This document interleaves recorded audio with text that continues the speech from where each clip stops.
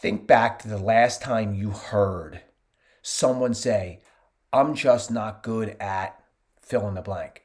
Or think about the last time you heard yourself say or think, I'm just not good at, again, fill in the blank.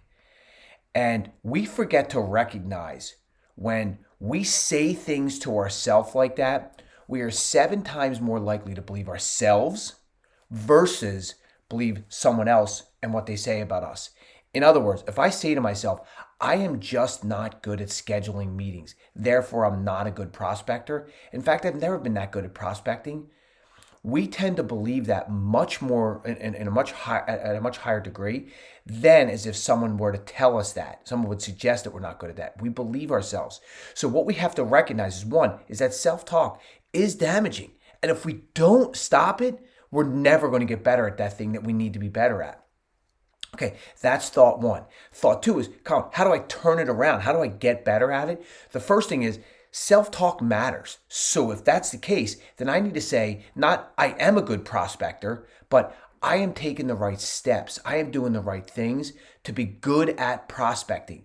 I am taking the right steps. I am doing the right things to be a better scheduler. When we talk about things like that, we process it differently. And then when we process it differently, we start acting differently. But that's not it. We can't just say it and like cross our fingers and hope things happen. We actually have to do something. So that's that. The third thing is, what do we need to do? We don't need to all of a sudden change everything we do to become this great scheduler or great prospector. However, we do need to take a step, a single step. And a single step would be is, I recognize that there is science out there that says, here are the things that I need to do in order to be an effective scheduler or an effective prospector.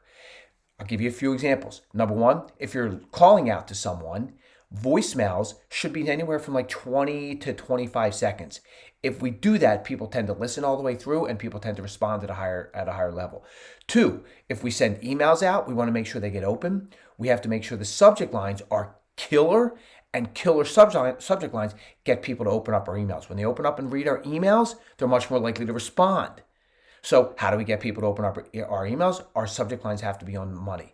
How do we make sure they're on the money? Well, we know science says that anywhere from 38 to 42 characters in the subject lines, that's what gets the highest open rates. So let's take that into account. So if we say, okay, I'm getting better at being a good scheduler. I'm on my way to being good at prospecting, and the reason why I'm getting better and I'm getting good at that is because I take the science into account. And then the last piece is, so I know those two things. The last piece is, I know that I need to get past the 8th outreach to a client to a prospect or a prospective client. I know that I need to get at least 8 contacts, and I know that I need to do that in an organized way. In particular, about every 7 to 10 days, I need to reach out to them. And if I do it that way and I get all the way out to the 8th outreach, I will increase my odds of getting these meetings. And all of a sudden, we started with the self-talk, we took the science into account, and then we start executing on the process.